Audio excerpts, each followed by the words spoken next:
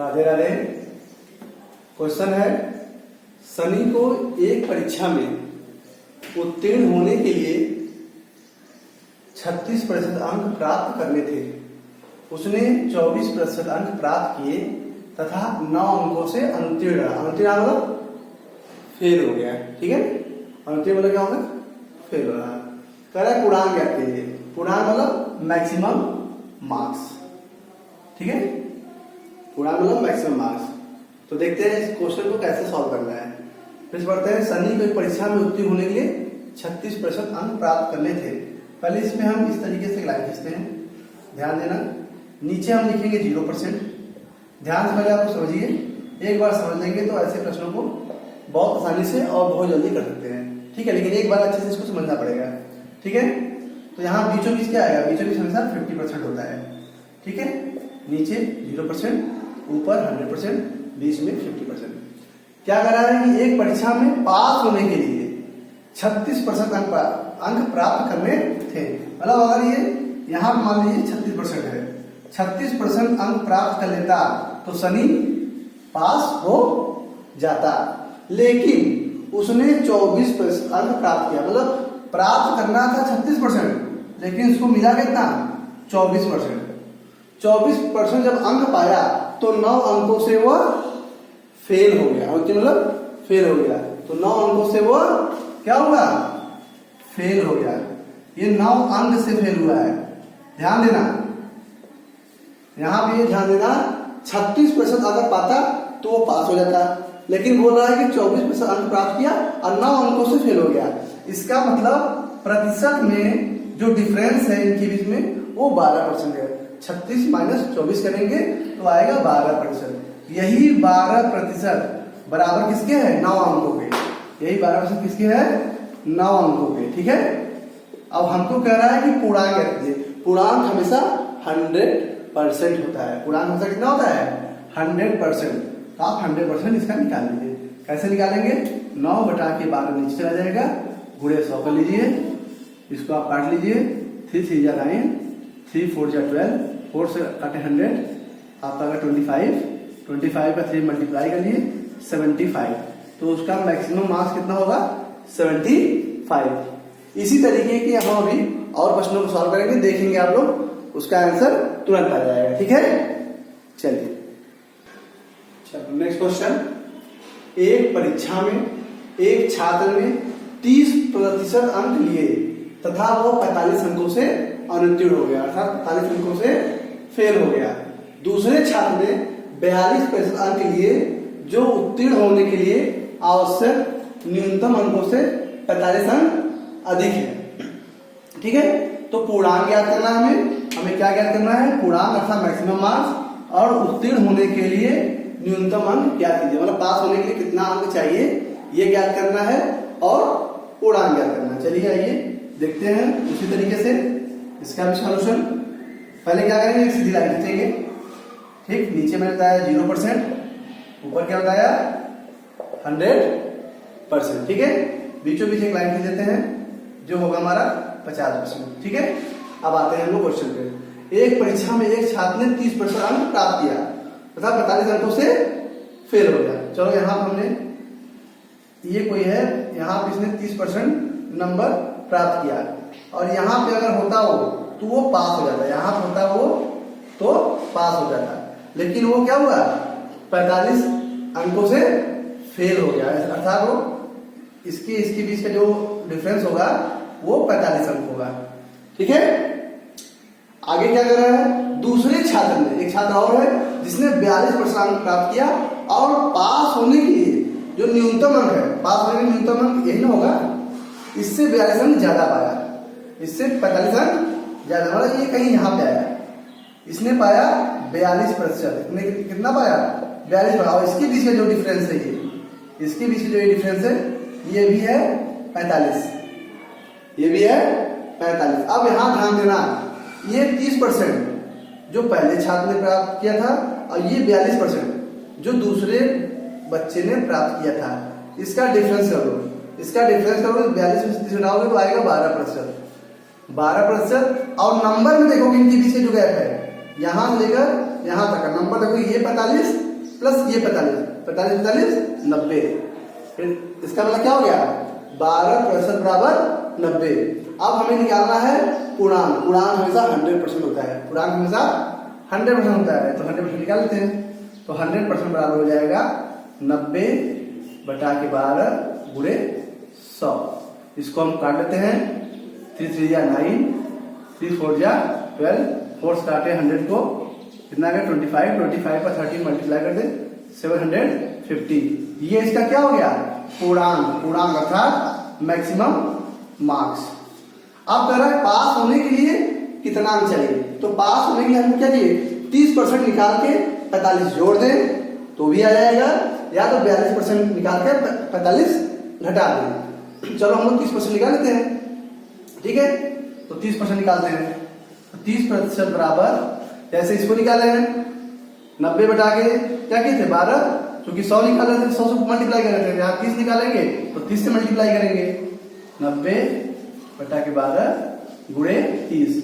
इसको फिर से काट लेते हैं, 3 दहा में 30, 3 चौके 12, 2 दूनी 4, 2 पंजे 10, 2 से 45 को काट लिए, तो 45 का गुणा आप 5 में कर लेंगे, 45 गुणा 5 में कर लेंगे, 45 गुणा 5 में करेंगे कितना आ जाएगा, 5 5 25 और 5 चौक 20, 2 22, कितना आ गया 225। कितना आ गया 225।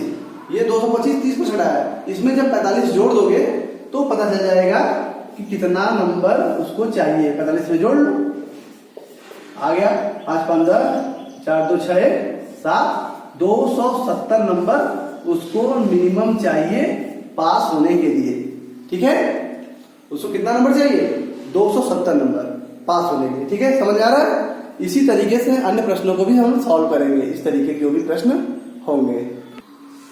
नेक्स्ट क्वेश्चन, यदि ए की आय बी की आय से 25% अधिक हो तो बी की आय ए की आय से कितने प्रतिशत कम है। देखो कैसे करेंगे, पहले इस तरह के प्रश्नों में आप एक तरह ए मानिए, यहाँ पे बी मानिए। कह रहा है ए की आय बी की आय से 25% अधिक है, तो आप मान लीजिए जो बी की आय है वो 100 है और ए की आय 25% ज्यादा हो गया, 125 हो गया। अब कह रहा है बी की आय ए की आय से कितने प्रतिशत कम है, तो हम यहाँ देख रहे हैं जो बी की आय है ए की आय से 25 कम है। कितना कम है, ये देख रहे हैं, ये 25 कम है। क्योंकि ये ए की आय से पूछ रहा है कितना प्रतिशत कम है, तो तुलना ए से कर रहा है, इसलिए ए की आय नीचे जाएगा, 125 गुणे 100। इसको सॉल्व कर लीजिए, 25 पंजे 125 और 5 दूनी 10, 20% इसका आंसर जाएगा। अर्थात जो बी की आय होगी ए की आय से 20% कम होगी। इसका दूसरा मेथड देखते हैं, ऐसे प्रश्नों को और जल्दी कैसे करते हैं। 25% जो भी लिखा है, ये ए की आय बी की आय से 25% अधिक है कम है, जो भी लिखा है उसको आप ऊपर लिखिए 25, उसके बाद नीचे आइए, यहाँ देखिए क्या कर रहा है, कितने प्रतिशत कम है। जब कम कहे तो नीचे वाले में 100 में यही 25 जोड़ देंगे, ठीक है। और जब अधिक कहे तो 100 में से यही ऊपर वाला घटा देंगे। क्योंकि यहाँ कम कह रहा है तो 100 में 25 जोड़ दीजिए, 125 गुणे 100 कर लीजिए, इसको सॉल्व कर लीजिए, 25 पंजे 5 दूनी 10, 20। इसका मतलब 20% बी की आय ए की आय से कम होगी, ठीक है। चलिए नेक्स्ट क्वेश्चन, ए की ऊंचाई बी की ऊंचाई से 20% कम हो तो बी की ऊंचाई ए की ऊंचाई से कितने प्रतिशत अधिक है। देखो कैसे करते हैं, उसी तरीके से करेंगे इसको भी, इधर ए माने इधर बी माने। कह रहा है ए की ऊंचाई बी की ऊंचाई से 20% कम है, तो बी का हमने माना ऊंचाई 100 है और ए की जो ऊंचाई है उससे 20% कम अर्थात 80 है, ठीक है। अब कह रहा है कि बी की ऊंचाई, ये जो बी की ऊंचाई है ए की ऊंचाई से कितने प्रतिशत अधिक है। तो अब यहाँ देख रहे हैं जो बी की ऊंचाई है ए की ऊंचाई से 20 अधिक है। कितना अधिक है, 20 अधिक है, क्योंकि तुलना ए से कर रहा है, ए से पूछ रहा है कितना वो अधिक है, तो 80 जाएगा नीचे गुणे 100। इसको सॉल्व कर 20 चौक 80, ये 4 आया, 4 से 100 काटे आ गया 25, अर्थात 25% क्या होगा, एक ऊंचाई 25% अधिक होगी बी से, ठीक है ना। इसको दूसरे तरीके से करते हैं। देखो पहले क्या लिखेंगे, सीधा बी यहाँ लिखेंगे, क्या कर रहा है यहाँ पे अधिक, अधिक जैसे ही आपने यहाँ देखा कि कितना अधिक की बात कर रहा है, इसका आप क्या करेंगे यहाँ पे आप 100 में से इस 20 को घटाएंगे, ठीक है। जितना डिनोमिनेटर कम होगा उतनी ही वैल्यू अधिक आएगी, गुणे 100। इसको आप काट लीजिए, 20 चौक 80, 400 घटे 25, अर्थात 25% बी की ऊंचाई ए की ऊंचाई से अधिक होगी। नेक्स्ट क्वेश्चन, यदि ए की आय बी की आय से 10% अधिक हो तो बी की आय ए की आय से कितने प्रतिशत कम है। उसी तरीके से इसको भी करेंगे, एक तरफ ए लिखेंगे, एक तरफ बी लिखेंगे। ए की आय बी की आय से 10% अधिक है, इसका मतलब अगर ये 100 है तो ये 110 है, ठीक है। आगे क्या कह रहा है, बी की आय ए की आय से कितने प्रतिशत कम है।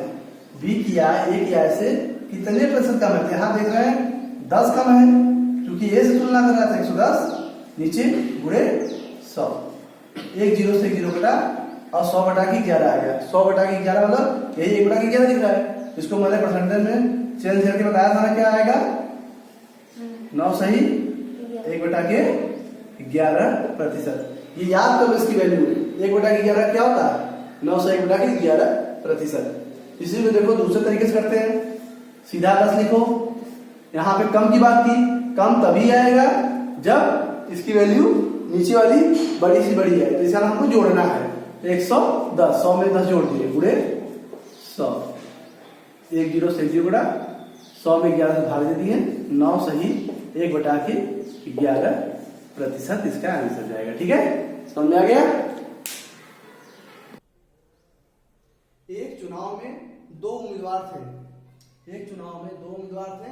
हारने वाले उम्मीदवार ने 41% मत प्राप्त किए तथा वह 5580 मतों से पराजित हो गया। अब पूछ क्या रहा है, कुल मतों की संख्या कितनी थी।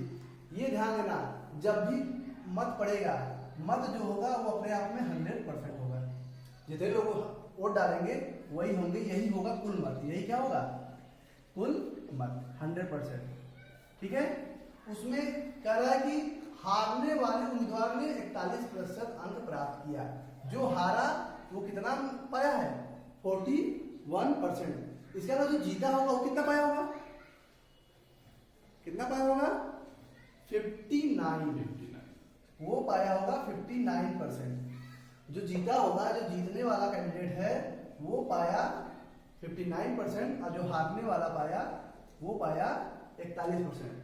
आगे क्या कर रहा है, वह 5580 मतों से पराजित हो गया, मतलब इसका जब डिफरेंस निकाले तो आ गया 5580, तभी ना इतने अंकों से इतने मतों से पराजित हुआ।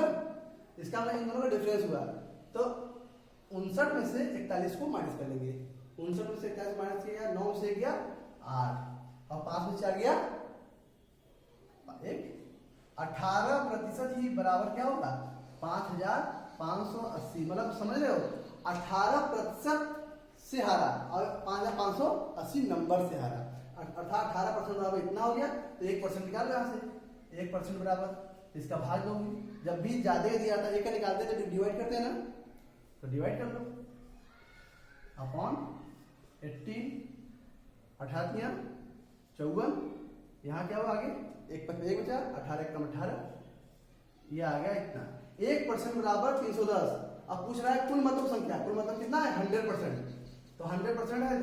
एक के बाद एक कितना था, 2 जीरो बढ़ गया, 2 जीरो इसमें बढ़ा दो, 3 1 जीरो पहले था, 2 जीरो बढ़ा दो, यही आंसर जाएगा। इसका मतलब कुल मतों की संख्या कितनी है 31000। कुल मतों की संख्या कितनी है, हमने 1% निकाल लिया है। अगर 1 रुपए में 100 टॉप मिलता है तो 100 रुपए पूछेंगे तो 2 जीरो और बढ़ा दो, उसी 100 में 2 जीरो और बढ़ा दो, ठीक है। चलिए